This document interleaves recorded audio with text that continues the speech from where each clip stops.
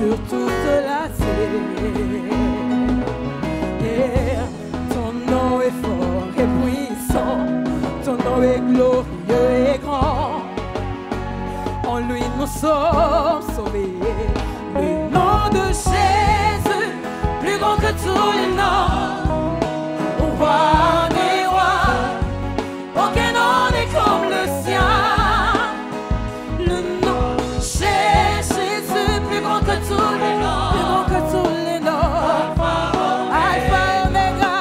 Nous acclamons pour Jésus et nous poussons des cris de joie. Le nom de Jésus. Alléluia. Alléluia.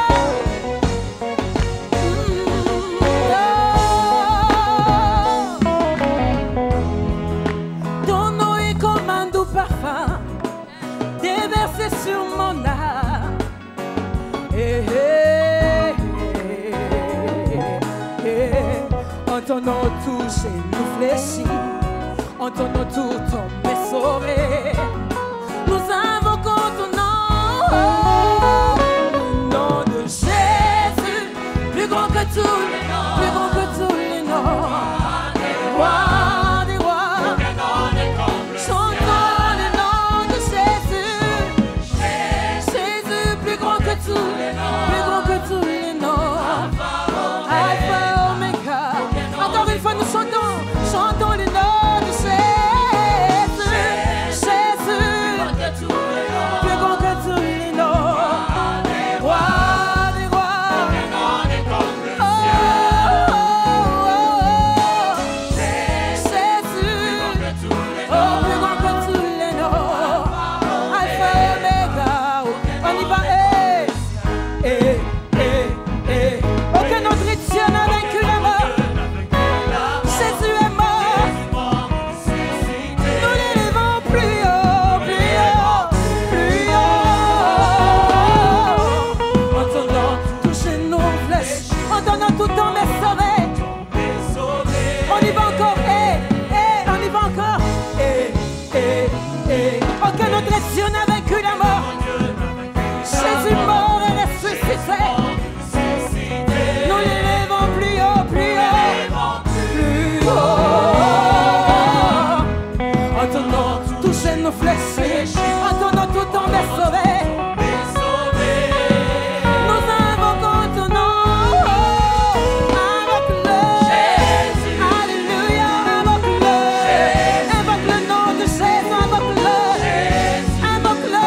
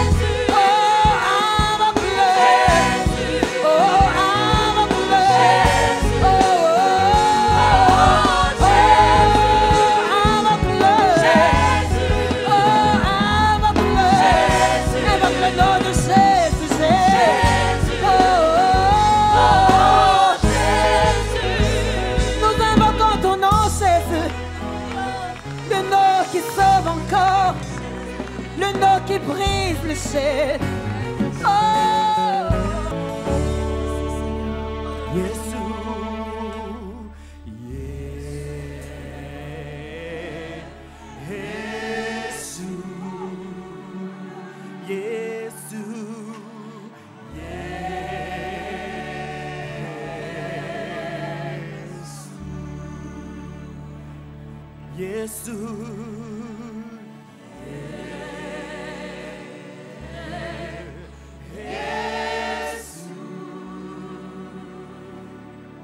Jésus,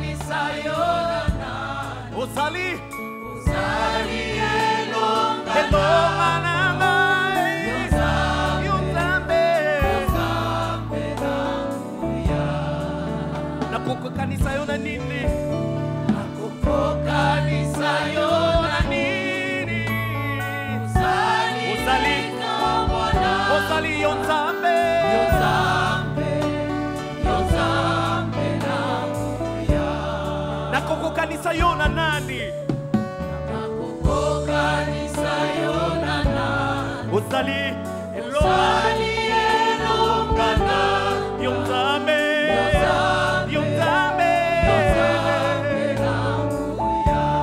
Makoko kanisa yona nini? Makoko kanisa yona nini? Uzali nito mwana. Dio Nzambe. Dio Nzambe. Oza Nzambe. Dio Nzambe. Oza Nzambe.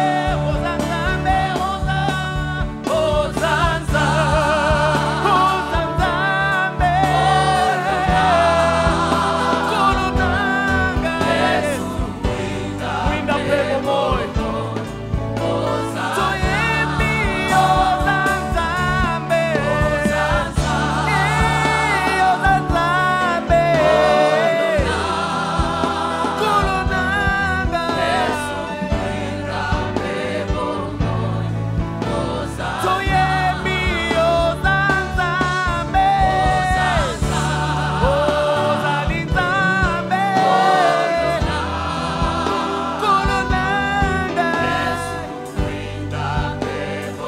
Nalola bakoyemba. Oh, nalola bakoyemba. Elonge monani. Mama, obongi na loku, yeah. Hallelujah. Yonko. Hallelujah. Oh, nalola, bakoyemba. Elonga emonani, mama. Hallelujah. Yonko Sinai. Yahweh.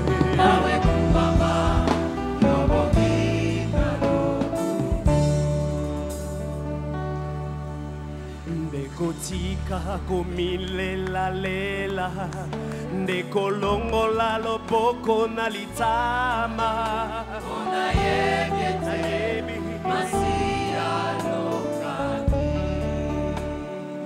oh ndekotika komitungisaka ndekotika komilela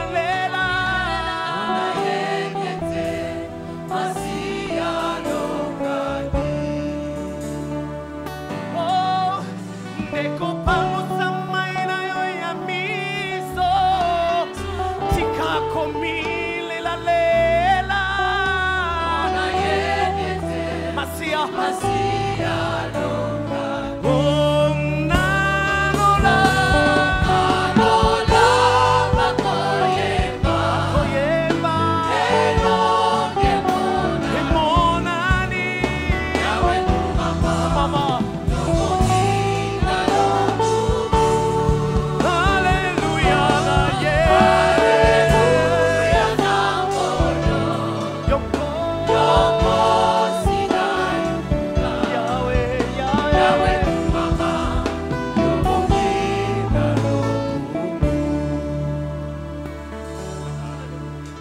Amen, amen.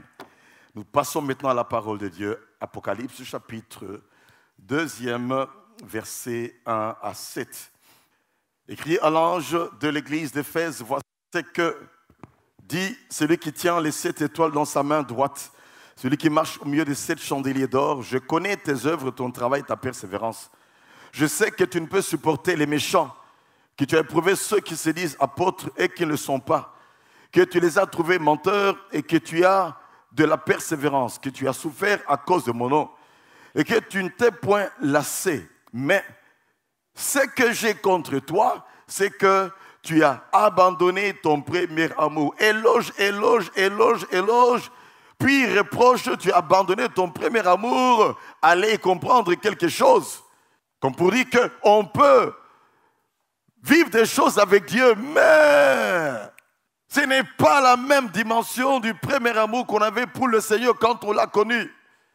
Ce que j'ai contre toi, tu as abandonné. On en parlera. Ton premier amour. Souviens-toi donc d'où tu es tombé Répands-toi et pratique tes premières œuvres, sinon je viendrai à toi et j'ôterai ton chandelier à sa place, à moins que tu te répandes. Tu as pourtant ceci, c'est que tu irais les œuvres de Nicolaïte, c'est déjà une très bonne chose. Œuvre que je hais aussi. Que celui qui a des oreilles entende ce que l'Esprit dit aux églises. À celui qui vaincra, je donnerai à manger de l'arbre de vie qui est dans le paradis de Dieu. L'arbre de vie devant lequel Dieu avait mis un chérubin pour que Adam et Ève, qui avaient touché à l'arbre de la connaissance du bien et du mal, pour qu'ils ne puissent pas aller à cet arbre-là, sinon ils seraient demeurés perdus à jamais. Il fallait absolument que Dieu les protège afin qu'une bête soit tuée, qu'il couvre la nudité de l'homme, symbole du sang de Christ qui allait couler à la croix de Golgotha pour nous couvrir de tout péché, ôter notre péché même, pas couvrir mais ôter notre péché. L'accès maintenant, bien-aimé, à cet arbre de vie afin de vivre éternellement avec Dieu sera donné à celui qui vaincra, qui sera revenu à son premier amour. Bénis ta parole, Seigneur, et merci parce que tu le fais. Au nom de Jésus-Christ. Esprit Saint de Dieu, amène chacun à comprendre que le premier amour est et sera toujours l'étalon de notre amour pour toi, le modèle de notre amour pour toi, en tout temps et en toutes circonstances. Merci parce que tu le fais. Et que la gloire revienne à Jésus et nous disons Amen. Allons de gloire en conservant notre premier amour. C'est le thème de notre message pour lequel nous irons dans toute une série également. Allons de gloire en conservant notre premier amour. Pas de gloire en perdant son premier amour. Pas de gloire en essayant de diminuer d'intensité par rapport à ce premier amour. De gloire en se posant des questions d'où je viens, comment c'était auparavant. Et alors que je vais de gloire en gloire, je veux conserver le premier amour que le Seigneur m'avait donné. L'Apocalypse, bien-aimé, dernier livre de la Bible a été écrit en 95 après Jésus-Christ par Jean. L'apôtre Jean qui était avec Jésus. L'apôtre Jean, l'unique qui pouvait mettre sa tête sur la poitrine de Jésus. S'il y avait, bien aimé, 12 qui étaient proches, ce sont les 12 apôtres. S'il y avait 3 qui étaient avec lui à la transfiguration, eh ben, c'est Jean, Pierre et Jacques. Et s'il y a une seule personne qui pouvait mettre sa tête sur la poitrine de Jésus, c'est Jean, l'apôtre de l'amour. Jean avait refusé de pouvoir adorer l'empereur romain et était exilé à l'île de Patmos, une île qui fait 16 km sur 9 km. Et là, il venait de quitter donc Éphèse pour se réfugier là-bas, à l'île de Patmos, où il habita dans la solitude. Et c'est là que le Seigneur Jésus va se révéler à lui sous cette forme. Le chapitre 1, 13 à 20 nous dit que Jésus se révéla à lui comme une personne vêtue de robe longue avec ceinture d'or à la poitrine et au milieu des 7 chandeliers d'or qui représentent cette église. Jésus se révèle à lui avec sa tête et ses cheveux qui sont blancs comme la laine blanche, blancs comme de la neige, ses yeux comme une flamme de feu. Représentez-vous tous simplement, bien-aimés, ce qu'ils sont en train de dire là, de décrire. Réalisez un peu comment était la personne qui se révélait à Jean. Et qu'à cause de cela, il y a un sérieux qu'il devait avoir. Écrire toutes ces choses-là et prendre cela au sérieux.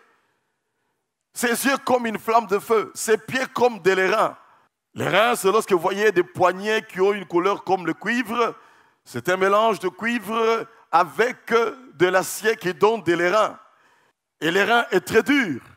Ses pieds comme des lairains, ardent, embrasés dans la fournaise. Sa voix comme le bruit des eaux. Comment sont les bruits des eaux? Et imaginez-vous un peu combien ça pouvait faire trembler Jean.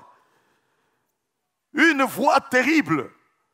Dans sa main droite, 7 étoiles. qui représente 7 anges des 7 églises, dans sa bouche, une épée à double tranchant, le visage comme le soleil brillant dans sa force. Jésus se révéla à lui comme le premier et le dernier, le mort qui est ressuscité, le vivant au siècle des siècles, celui qui tient les clés de la mort. Jésus va lui dicter 7 messages destinés à 7 églises. L'église d'Éphèse, l'église de Smyrne, l'église de Pergame, l'église de Thyatire, l'église de Sardes, l'église de Philadelphie et l'église de Laodicée. Les théologiens disent que les 7 églises auxquelles un message était adressé, les caractéristiques de ces messages reflètent cette époque où on aura à telle époque une église qui a les caractéristiques de telle église, à une autre époque telle autre église. Bref, vous savez, les théologiens, ça tergiverse beaucoup. D'autres disent également que c'est 7 sortes d'églises en tout temps. 7 sortes d'églises qui vont exister. Mais nous disons que, bien aimé, ces messages d'alors est valable pour nous aujourd'hui. Cela veut dire que ces messages, bien que ça s'adresse particulièrement à certaines églises, comme ces choses sont écrites pour notre instruction, ça s'adresse à nous également aujourd'hui. Amen. Dis à ton voisin, sois attentif à tous ces messages adressés à ces 7 églises. Parce que cette affaire-là nous concerne chacun d'entre nous. Concerne l'église d'aujourd'hui, bien-aimé. Il y a 6 choses à relever qui reviennent chaque fois dans chaque message. Parce que dans chaque message, Christ se présente selon un attribut bien précis. Deuxièmement, Christ relève le positif dans chaque message adressé à chaque église. Puis, il relève le négatif. Il fait des reproches à chaque église également. Il exhorte ensuite et encourage chaque église au changement. Il n'est pas là pour tuer l'église. Il n'est pas là pour étouffer, enterrer l'église. Mais il est là afin que l'église se réveille. Il est là afin que chaque personne bien-aimée qui est dans l'église puisse se lever et vivre ces choses. Abandonner ce qui est proscrit et mettre en pratique les recommandations qu'il donne. Il fait également des promesses aux vainqueurs. Il met chaque église devant ses responsabilités. Nous dirions chaque chrétien devant ses responsabilités. Amen, amen. Tout commence avec l'église d'Éphèse. Comme on a eu à pouvoir le lire dans ce texte. D'où notre thème. Allons de gloire en gloire en gardant notre premier amour. Avant d'arriver, bien aimé, à ce premier amour, je voudrais relever 4 éléments dans ce message. Premièrement, Dieu sait ce que nous faisons. Dieu sait ce que chaque église est en train de faire. Dieu sait lorsque nous sommes en train d'évangéliser. Dieu sait lorsque nous construisons ce temple parce que c'est lui qui a inspiré, c'est lui qui a donné les moyens. Dieu sait tout ce qui se passe dans chaque église. Dieu sait tout parce qu'il est omniscient. Il connaît toutes choses et rien n'échappe à son contrôle. Au verset 2a, il est dit, je connais ton œuvre. Je connais ton travail. Je connais ta persévérance. Et laisse-moi vous dire également que Dieu te connaît, Dieu connaît tes œuvres. Dieu connaît tout le travail que tu fais pour lui. Tu n'as pas besoin d'en parler partout. Dieu connaît. C'est que les gens ignorent, Dieu connaît. C'est que moi j'ignore par rapport à tout ce que tu fais pour Dieu. Dieu connaît tout cela. Ta persévérance, Dieu connaît.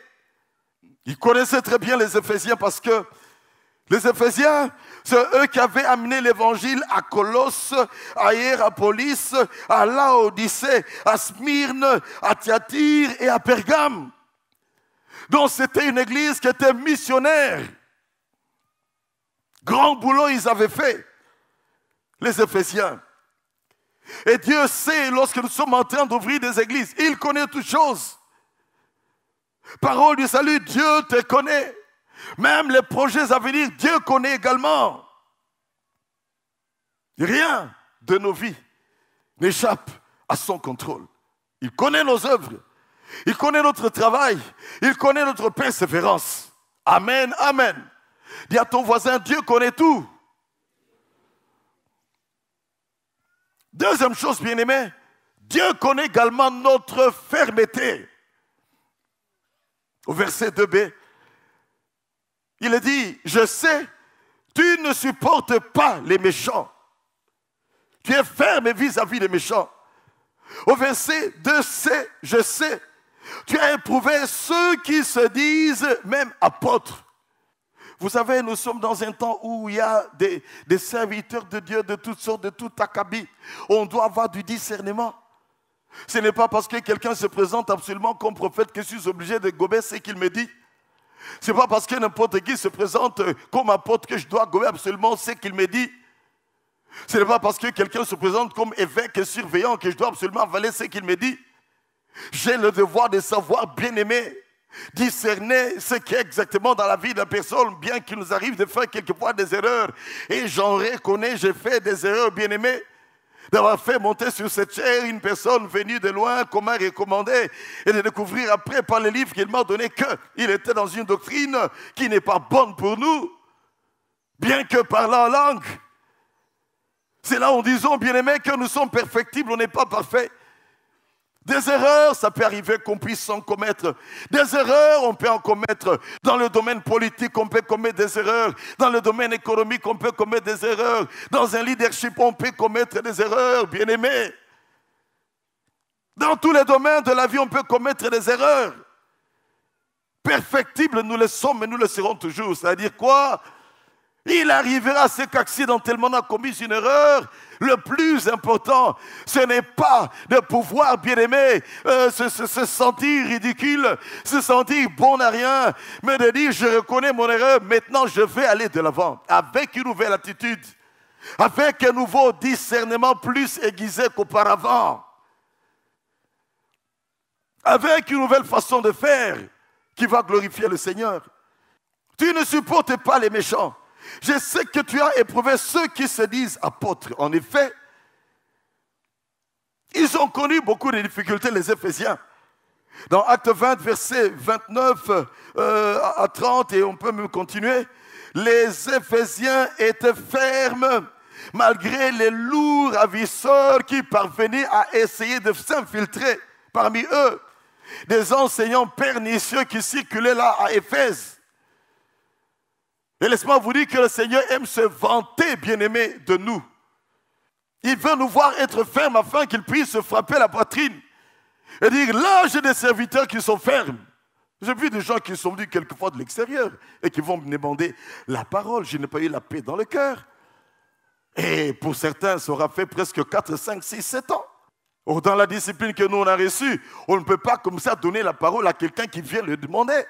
Quand tu as quelque chose de Dieu, au temps de Dieu, ça va émerger, ça va se faire voir. On le saura. Une autre personne témoignera de toi. N'acceptez rien si ce n'est que sur un témoignage de 2, 3 personnes.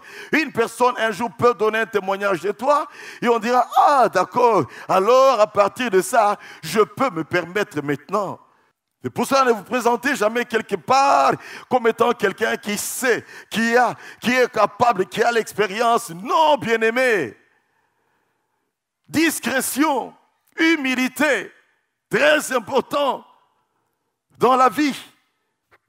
Et pas s'afficher comme connaissant, comme étant capable. Le Seigneur, bien-aimé, se vante de notre fermeté. Je sais, tu supportes les méchants. Tu éprouves ceux qui se disent apôtres. Tu éprouves ceux qui passent de porte à porte, de maison à maison. Et il y en a dans la ville de Kinshasa. Apprenez à les éprouver, même s'ils disent des choses qui sont réelles. Il n'est pas dit que ça vient forcément de Dieu. Apprenez un peu à résister, ne pas gober tout ce qu'on peut vous dire. Ne pas accepter n'importe qui, bien-aimé, qui s'autoproclame. Pas du tout. Quand on a quelque chose de Dieu, on le discerne, on le reconnaît. Et la vraie reconnaissance vient des pères spirituels, des responsables. Amen. Dieu connaît ta fermeté. Demeure ferme dans le Seigneur. Amen, amen. Demeure ferme par rapport au péché. Demeure ferme dans toutes les tentations que tu connais au service. Demeure ferme pour ne pas dilapider l'argent de votre entreprise. Demeure ferme pour que le patron lui-même respecte les procédures qu'il a mises en place. Avec beaucoup d'amour, patron, est-ce qu'on peut quand même faire ça selon nos procédures, avec beaucoup de respect? Un patron dira, voilà quelqu'un qui sait faire du bon travail. Fermeté dans l'amour. Troisième chose, bien-aimé, Dieu connaît notre persévérance. Verset 3, je sais que tu as de la persévérance. C'est une chose d'avoir de la fermeté, c'est une autre chose d'avoir de la persévérance. Soyons fermes, mais persévérons également dans les choses de Dieu. Soyons fermes, mais persévérons avec ce premier amour. C'est bien la fermeté, mais il faut ensuite persévérer. Il y avait de l'idolâtrie et de l'immoralité, bien-aimés, là à Éphèse. Plein de tentations, bien-aimés, qui pouvaient être là. Il y avait à Éphèse le temple de Diane. Diane, c'était une figurine sur laquelle il y avait tout un tas de mamelles. Et on vendait beaucoup cette statuette de Diane qui rapportait beaucoup d'argent à ceux qui les fabriquaient en or. Une idole de la fertilité. Et les gens achetaient. Un peu lorsqu'on est dans certains aéroports, il y a des éléments, il y a des fois des figurines que l'on peut vendre qui représentent tout simplement le symbole de telle ou telle ville.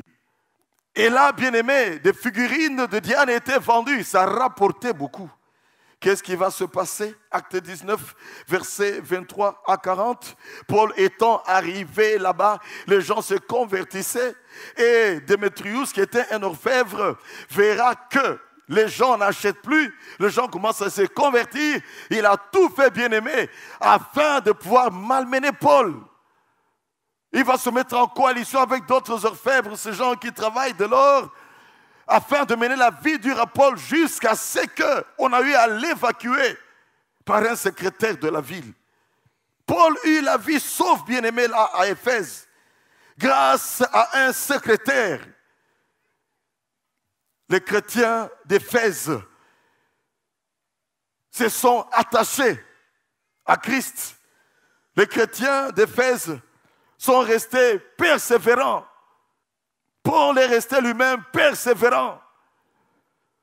Et malgré que, après, il continue à vendre cela, Paul était parti, mais les chrétiens convertis ne se sont pas du tout attachés à cela. L'église d'Éphèse était devenue une église qui est forte, qui a persévéré malgré la persécution qu'il pouvait connaître. Persévère, bien-aimé, quelles que soient les persécutions que tu peux connaître au service. Que ce soit persécution physique, persécution morale, persécution je ne sais à quelle dimension, persévère. Persécution verbale, des mises à pied qui n'ont pas, bien aimé, des raisons d'être sans fondement, sans justification, privation de salaire, privation de mission de service, privation des émoluments qui te reviennent. On te demande de faire un travail, tu le fais, et après ce sont d'autres qui vont bénéficier, bien-aimé, des retombées de ce travail pour lequel tu as fait tous les bauches. Persévère tout simplement avec le Seigneur, car Dieu est le vrai rémunérateur de ceux qui le cherchent, de ceux qui le craignent, de ceux, bien-aimés, qui demeurent fidèles, qui demeurent intègres. Amen, amen. Quatrième chose à retenir, Dieu connaît également notre intégrité. Amen. Verset 6, tu as pourtant ceci. Tu hais les œuvres de Nicolaïtes. Voyez toutes les choses par lesquelles l'église d'Éphèse est passée. Comment cette église, apparemment, elle était bonne. Et même très bonne. Avec un très bon témoignage. Ils haïssaient les œuvres de Nicolaïtes. Les Nicolaïtes, qui sont-ils? On rapporte que ce sont des disciples éventuellement du Nicolas d'Antioche. Nicolas qui était l'un de 7 diacres. On pense que ce seraient des disciples de ce Nicolas-là qui auraient dérapé et auraient fondé une secte avec une fausse doctrine qui était axée, bien aimé, sur la licence, l'immoralité, la luxure, les bêtises sexuelles. Et là, bien aimé, les chrétiens d'Éphèse ont tenu ferme vis-à-vis de ces Nicolaïtes.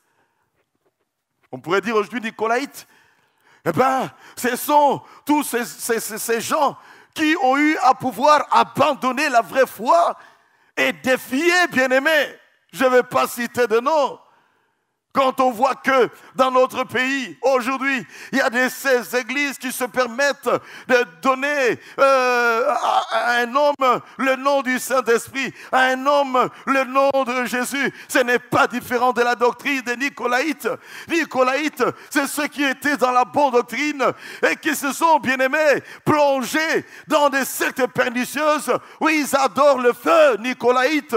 C'est comme cela que l'on voit dans certains réseaux sociaux et qui se permet de dire qu'il est indispensable de porter le signe 666 afin de voir Dieu un jour. Nicolaïtes, d'une manière générale, ils ont bien commencé, mais à un certain moment, par on ne sait quelle révélation, ils ont dérapé de la foi pour se voter dans des doctrines qui sont totalement contraires à la parole de Dieu. Manipulation, Nicolaïte. Ceux-là qui vendent de l'huile d'onction, Nicolaïte. Ceux-là qui vendent de sel, Nicolaïte, bien-aimés. Ceux-là qui exigent à ce qu'on leur donne tout parce que c'est eux qui ont la voix autorisée pour bénir. Nicolaïtes, les manipulateurs pour vider les comptes des gens. Nicolaïtes, ceux-là qui vont dire à quelqu'un, Dieu m'a dit que tu dois quitter cette église et venir travailler désormais avec moi. Tu n'as rien à dire à ton pasteur. Dieu m'a révélé. Tu n'as pas discuté, sinon tu vas mourir. Nicolaïtes. Bref, tous ceux-là, bien-aimés, qui ont été dans la bonne voie et qui, à un certain moment, on sait, bien-aimé, par quel esprit diabolo-satanique ils ont été envoûtés pour dire qu'ils sont maintenant la révélation de Dieu et commencent à enseigner des choses farfelues totalement contraires à la parole de Dieu. Ceux-là qui disent que pour que tu puisses concevoir, tu as besoin de la sémence d'un homme qui est ouin. Nous sommes des hommes ouin, Nicolaïtes, pour coucher avec une femme d'autrui. Sémence diabolique. C'était une secte pratiquant de l'immoralité. Dans le temple de Diane, c'est ce que d'autres disent, et qui n'arrivaient pas à se faire des adeptes parmi les chrétiens d'Éphèse. Ils ont tout fait pour avoir des adeptes bien-aimés parmi les chrétiens d'Éphèse, mais ils n'ont pas pu. Pourquoi? Comme bien-aimés, les chrétiens, on nous dit qu'ils étaient aberrés dans Acte 17. Les chrétiens d'Éphèse, ils savaient discerner et se dire non, ces gens ne sont pas dans la vérité. Ils avaient un discernement aiguisé pour dire que ça c'est de la licence. Dieu n'est pas dans la licence, ça c'est du péché. Dieu n'est pas dans le péché. Les Éphésiens étaient restés intègres et ferme. Nous disons Amen. Dis à ton voisin, sois toujours intégré et ferme dans le Seigneur. Ne te laisse jamais manipuler par qui que ce soit, bien-aimé. Et Nicolaïte, c'est également une personne qui te dit, écoute, même si tu vas prier par là-bas, dans cette église-là, mais sache qu'à partir de maintenant, Dieu m'a dit que c'est moi qui dois maintenant te coacher, c'est moi qui dois maintenant t'encadrer, jusqu'à ce que tu quitteras pour venir chez moi. Dieu m'a dit que tu dois faire un dimanche là-bas et un dimanche dans mon église, parce que ta bénédiction est ici. Nicolaïte, ils circuleront encore davantage. Faux prophètes, faux docteurs, on n'arrêtera pas de le dire. Et on doit hausser le ton par rapport à cela, parce que les temps sont mauvais et les gens de foi se laissent balloter à tout vent de doctrine. Accrochons-nous au Seigneur, accrochons-nous à la parole de Dieu, accrochons-nous à la bonne doctrine de la parole de Dieu. Pratiquons la parole de Dieu. Refusons tout ce qui n'est pas de la parole de Dieu. Et nous disons Amen. Cinquièmement, et c'est là où nous allons parler du premier amour. Dieu nous veut demeurer dans le premier amour. Mais ce que j'ai contre toi, mais enfin Dieu, je ne comprends pas. Ces gens, apparemment, ils sont bien, ils sont fermes, ils sont persévérants, ils sont intègres. Mais qu'est-ce que tu veux encore de plus, oh Dieu? Mais ce que j'ai contre toi, c'est le premier amour. Dieu nous veut donc demeurer dans le premier amour. Quels que soient les temps, les circonstances, les événements, bien-aimés, Dieu nous veut demeurer dans le premier amour. Comment est-ce que tu aimais Dieu lorsque tu t'es converti? Comment est-ce que tu servais Dieu lorsque tu t'es converti? Comment est-ce que tu marchais dans la sanctification quand tu étais converti? Rappelle-toi, tu passais 2 heures à méditer la parole de Dieu et tu commençais à adorer tellement ça te faisait du bien et tu pouvais passer même la nourriture parce que tu dois absolument te laisser nourrir par cette parole d'en haut, cette parole qui donne la vie. Rappelle-toi comment tu passais 2 heures dans la présence de Dieu, 5 heures du matin jusqu'à 7 heures du matin. Rappelle-toi comment est-ce qu'à midi tu prenais chaque fois 30 minutes de prière, comment tu évitais le péché, comment tu allais loin de ceux qui commencent à calomnier, à critiquer, à colporter. Tu évitais le péché. On disait de toi, tu n'es pas quelqu'un de normal. Le premier amour qui t'emballait au point que tu rencontré, eh bien, Satan pouvait se dire, ça y est, cet homme va gagner encore cet esclave et l'amener à Jésus. Le premier amour, ou même dans la famille, on t'a donné un sobriquet. Ou dans la famille, on commençait à t'appeler pasteur. On ne t'appelle plus pasteur, bien que tu n'es pas réellement pasteur. Mais à cause de ce premier amour-là, on t'appelait pasteur. Ou on ne pouvait pas manger sans que toi, tu puisses être là pour diriger la prière. Et tout le monde disait, c'est lui qui va prier. Est-ce que tu peux prier pour nous? Et les gens commençaient même à avoir peur de toi dans la maison. On t'appelait le saint de la maison. On t'appelait l'homme de Dieu de la maison. On t'appelait même celui par qui nous serons sauvés. Pourtant, c'est par Jésus que nous sommes sauvés. Mais tellement tu craignais Dieu que tu étais une référence. Aujourd'hui, tu n'es pas une influence. Maintenant, c'est toi qui es influencé par les autres. Là où tu avais rejeté le vin, tu es revenu au vin. Là où tu avais rejeté certains alcools, je ne vais pas citer les noms, tu es revenu à cela. Là où tu avais rejeté la musique mondaine, tu es revenu en plein dans la musique mondaine. Là où tu ne dansais plus, certains dansent, eh bien, tu commences à en exhiber et commencer à dire, bon, pour une fois, ce n'est pas mauvais. Un peu de levain fait lever toute la pâte, dit la parole de Dieu. Un peu seulement, mais attention, je fabriquais le pain comme je vous avais dit. Je mettais seulement très peu de levain, très peu de levure.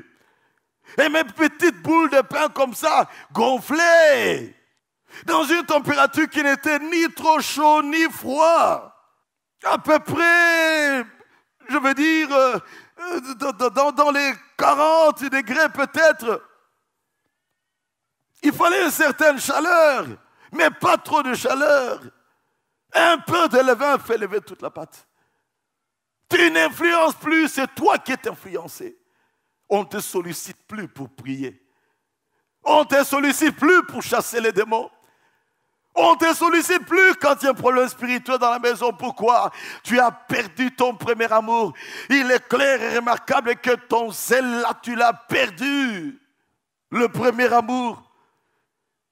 Où tu témoignais de Jésus, où tu pleurais pour le salut de quelqu'un, le premier amour, régularité, à être fidèle à l'église parce que tu te disais, Jésus est là avant que je n'arrive, alors il faut que je fasse tout pour être là, bien-aimé, avant que le culte commence. Premier amour, tu donnais ta dîme normalement. Mais depuis que tu gagnes plus, tu penses que tu fais des bonus à Dieu en donnant la dîme de tout ce montant-là. Le zèle, tu l'as perdu. Tu n'es plus l'étalon, tu n'es plus le modèle. Et des soupçons même dans ta vie. Si lui, il prie, alors ça ne vaut pas la peine de prier. N'y a-t-il pas de ceux qui disent cela quelquefois? Tu pries où? À la parole du salut. Si tu pries là-bas, alors c'est que la parole du salut est comme ça, avec des gens en plein dans la souillure. Et pour certains, ils sont rentrés même dans des loges. Parce qu'on lui a dit, viens dans notre loge, on te donnera de l'élévation. C'est des choses qui sont à la page aujourd'hui. Christ, ce n'est plus la priorité de ta vie. Le premier amour, c'est plus que cet amour. Quand on allait à l'école, on était heureux d'aller à l'école. On a 4 ans, 5 ans, on est encore à l'école maternelle. On est fiers d'aller à l'école. Pourtant, ce n'est que l'école maternelle. On est fiers d'aller en première année. On a réussi au montre le bulletin. Je passe en deuxième année. Oh, c'est très bien, Jean-Claude. On est fiers. C'est de loin plus que bien-aimé. Cette joie lorsqu'on a eu le brevet, cette joie quand on a eu le diplôme, oh, on a perdu la tête parce qu'on ne connaissait pas le Seigneur. On s'est vautré dans l'alcool, on ne connaissait pas le Seigneur. C'est plus que cette joie lorsqu'on entend l'avion la première fois ou lorsqu'on voit la première fois en Europe. C'est plus que cette joie-là. C'est plus que cette joie lorsqu'on peut dormir dans un hôtel 7 étoiles, que dirais-je, manger dans un restaurant. C'est plus que cela. C'est plus que même, bien-aimé, la joie de la lune de miel, le premier amour pour le Seigneur. Amen, amen. Parce que Jésus mérite le meilleur. C'est plus que cela. C'est plus que le coup de foudre, bien-aimé.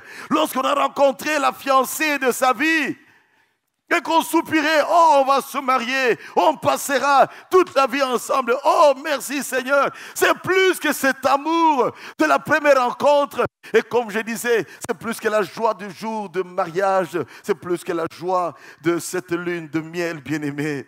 Le premier amour, c'est ce feu qui nous embrase. C'est ce zèle qui nous emballe. C'est cette détermination à ne jamais reculer en arrière. Je continue à chercher cette photo où, étant nouveau converti, j'allais sur un poteau signalétique qui montre un sens unique. Et je dis, Seigneur, jusqu'au bout, je te suivrai.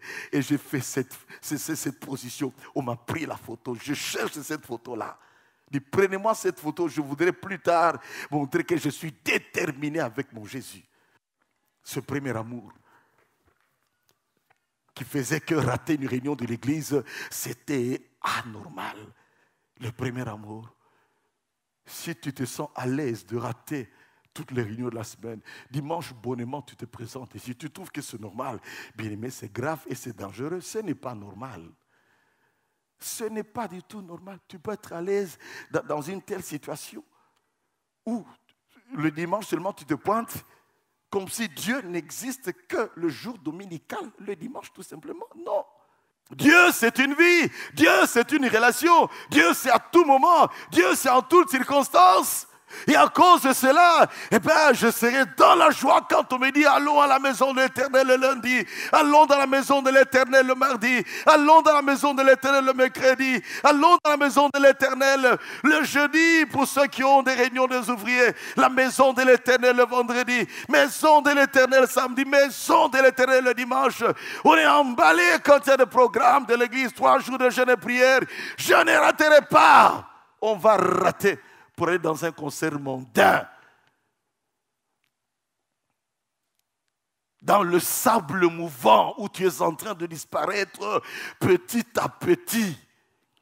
Et il n'y a rien de pire que de pouvoir mourir dans le sable mouvant. Personne ne peut te secourir physiquement. Et tu es dans le sable mouvant spirituel où tu as besoin de sortir de là. Il est le secours qui ne manque pas dans la détresse. Amen, amen. Dans le sable mouvant physique, personne n'ira vers toi, ni ton père, ni ta mère. Il va se dire, mais je ne peux rien faire. Il va se rouler par terre, mais il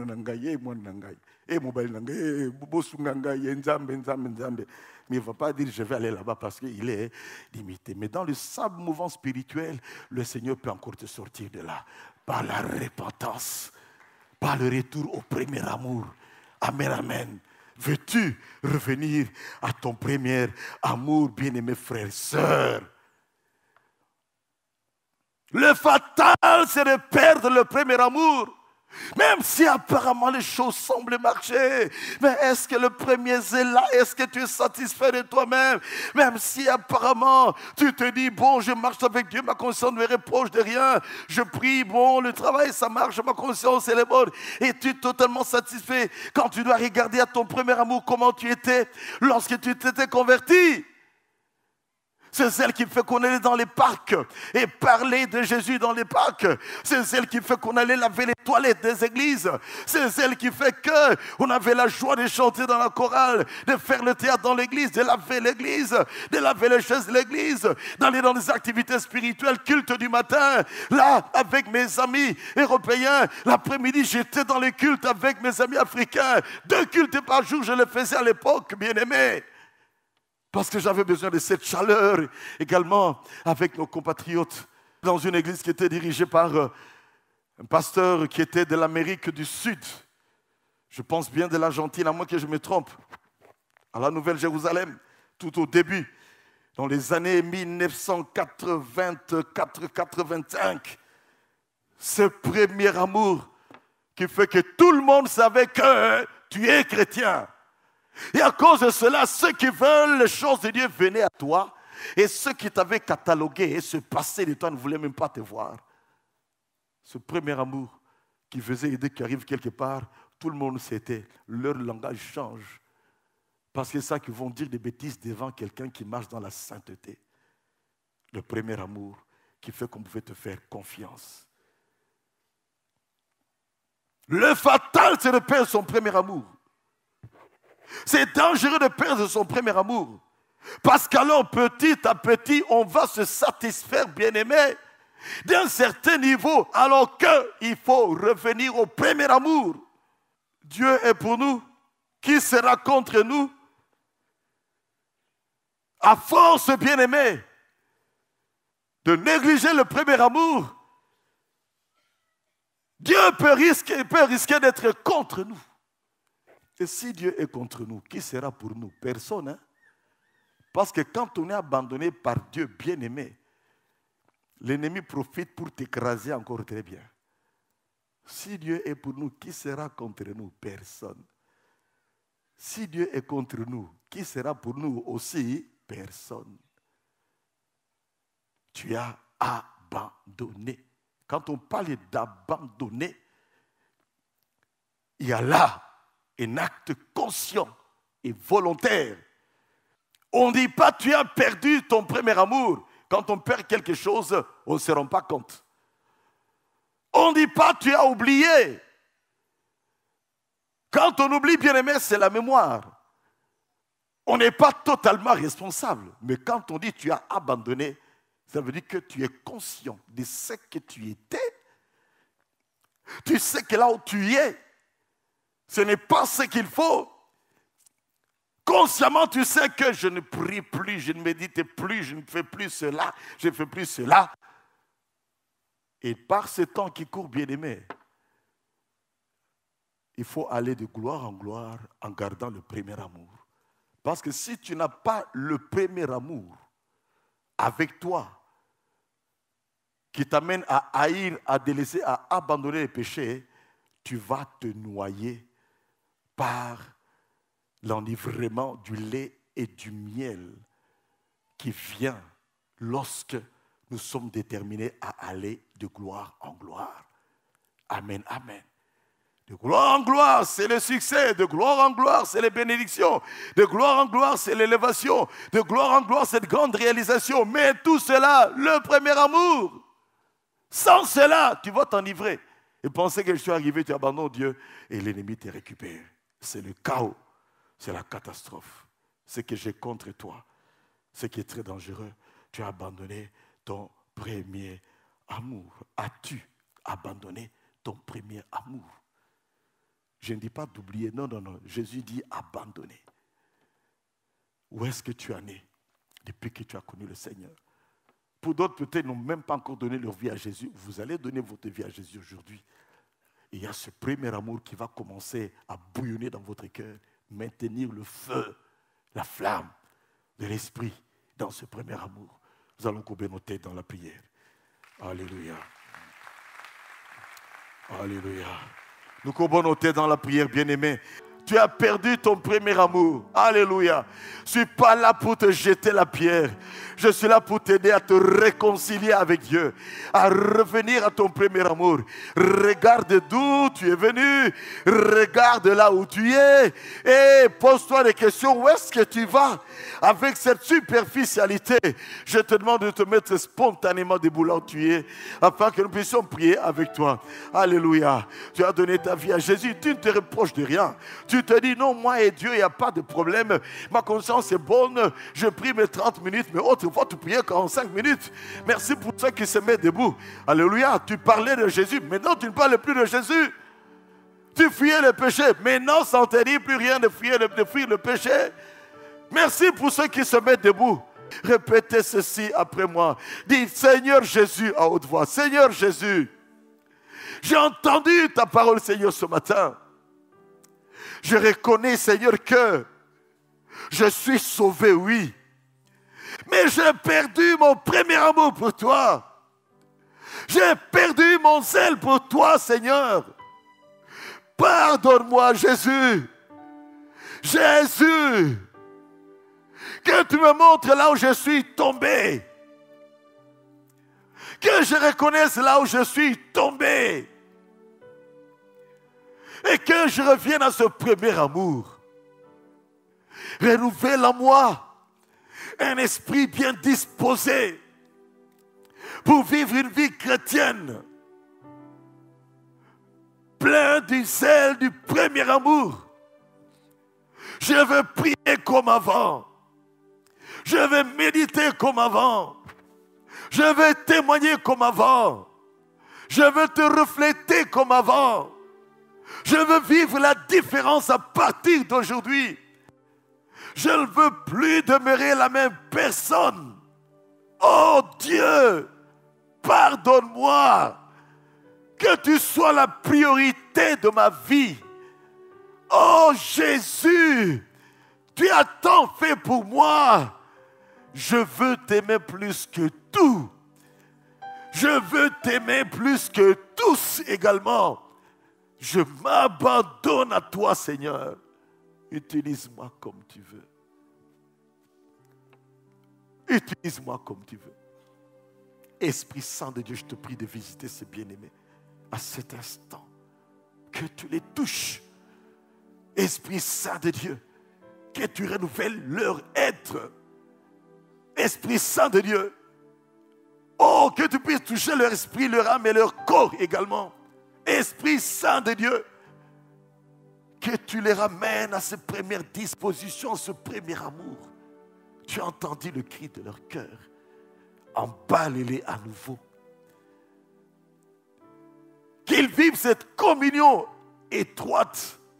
Amène-les plus loin qu'eux-mêmes. Et que personne parmi eux ne puisse revenir à cette superficialité. Et déjà aujourd'hui, Seigneur, emballe-les dans cette vie de prière. Que chacun vive un seul particulier de retour à toi. Pousse-les même, Seigneur, à prendre 2-3 jours de jeûne. Afin qu'ils puissent carburer comme il faut. Et revivre ce premier amour. Merci Jésus. Merci Seigneur. Merci Seigneur.